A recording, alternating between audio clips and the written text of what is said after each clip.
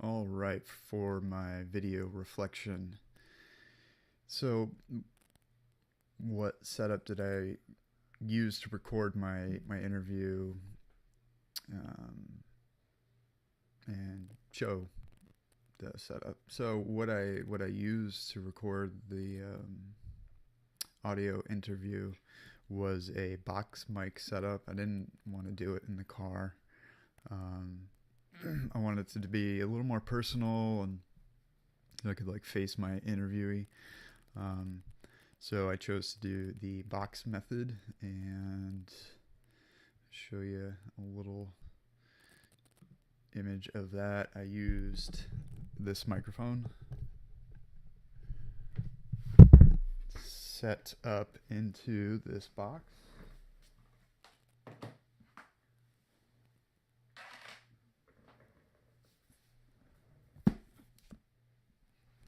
And yeah, I just got some foam and a storage box from Michael's Crafts store and loaded it in like that and conducted my interview.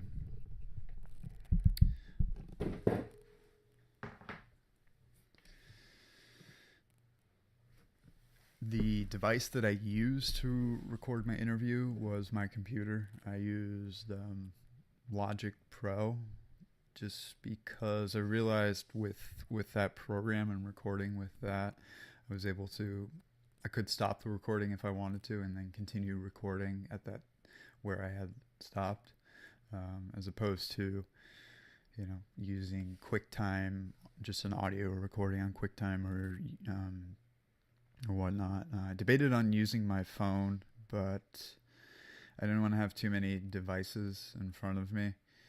Um, but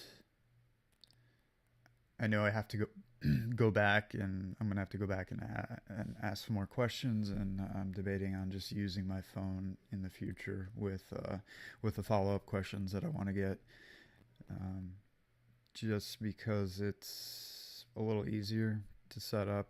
It's smaller, so we'll see.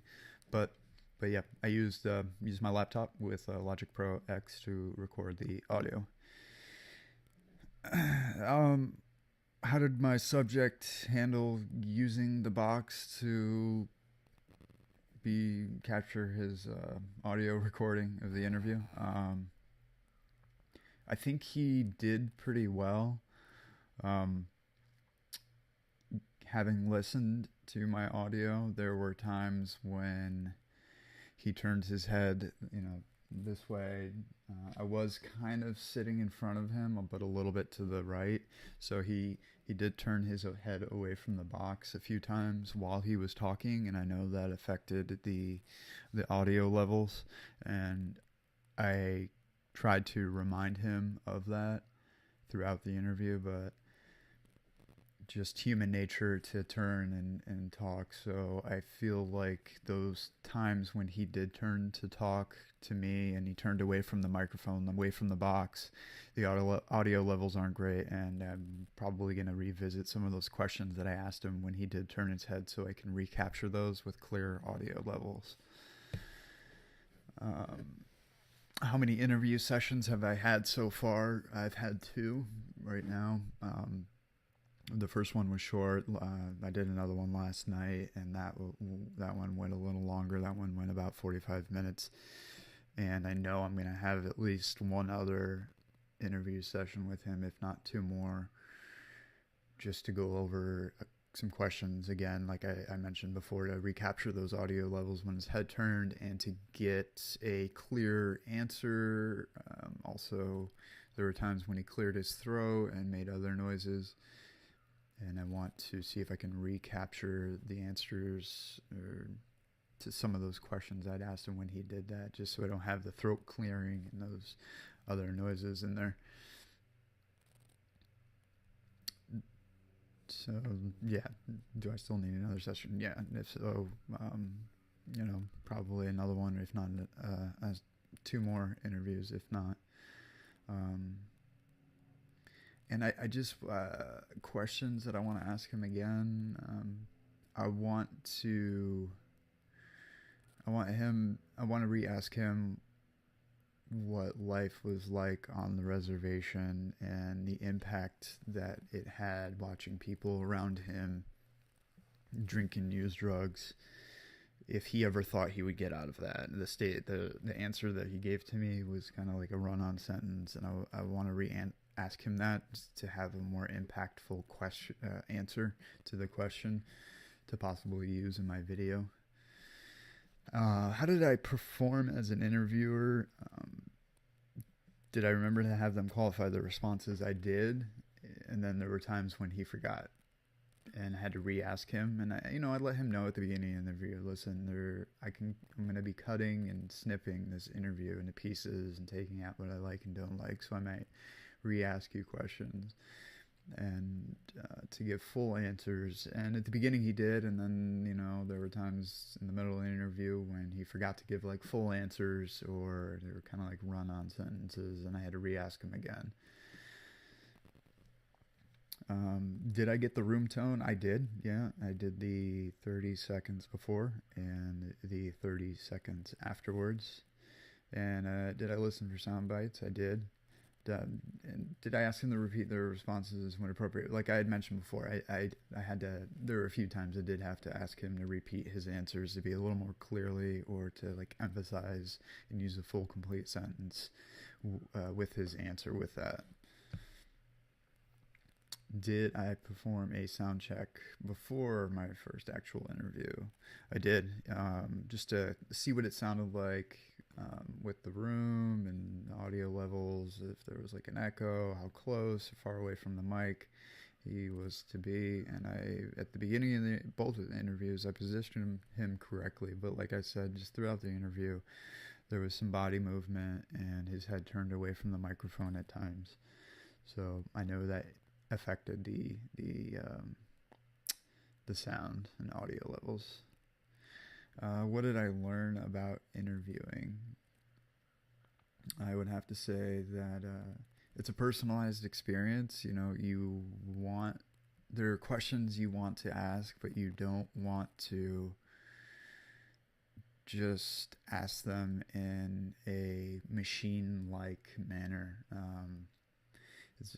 I tried to engage my interviewee and have an in question and give thoughtful, insightful questions, and to piggyback off of some of the answers that he gave me with more questions to kind of engage him. And I think that helped with him.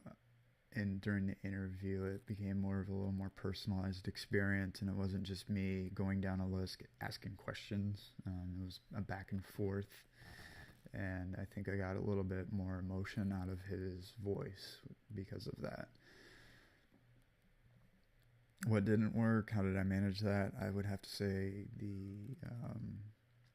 so just some of the audio levels of him turning away from the microphone, and that didn't work. And when I interview him again, I'm going to have to really emphasize to stay forward and speak into the box, even though we're having almost like a conversation here, and I'm asking questions and he's answering me and he's looking at me, but to remain focused on projecting his voice and facing the box when he gives those answers.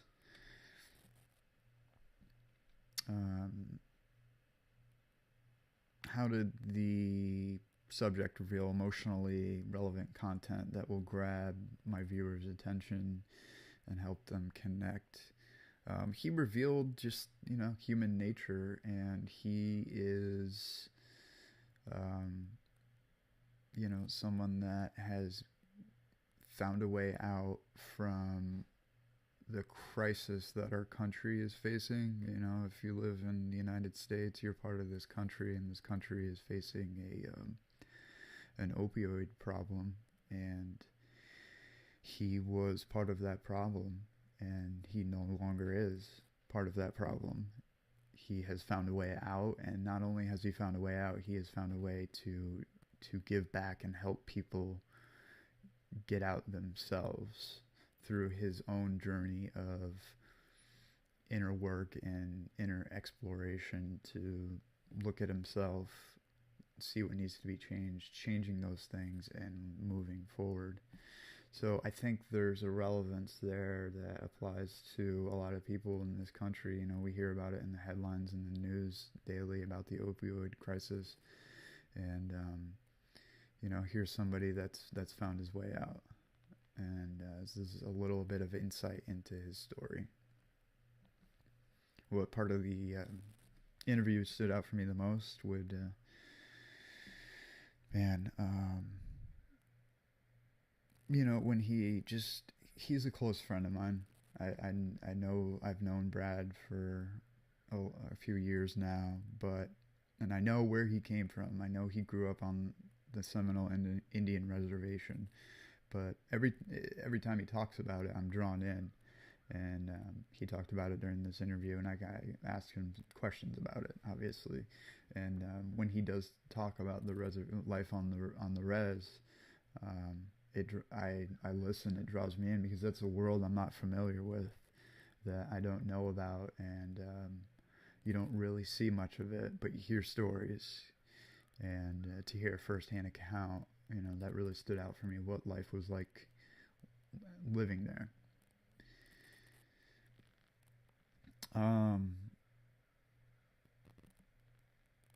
Now that I've conducted my interview, tell us in one sentence what my story is going to be. Man,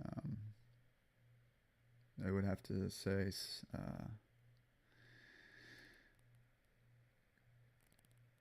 Seminole, my friend Brad the Seminole, overcoming his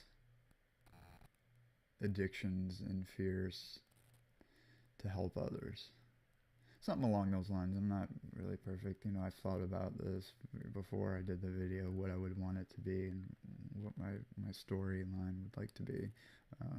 And I go back and forth on it, but it would be something along those lines. You know, Seminole man, my friend Brad the Seminole, overcoming his addictions and fears to learning to help others. So, all right, that is my video, and I thank you.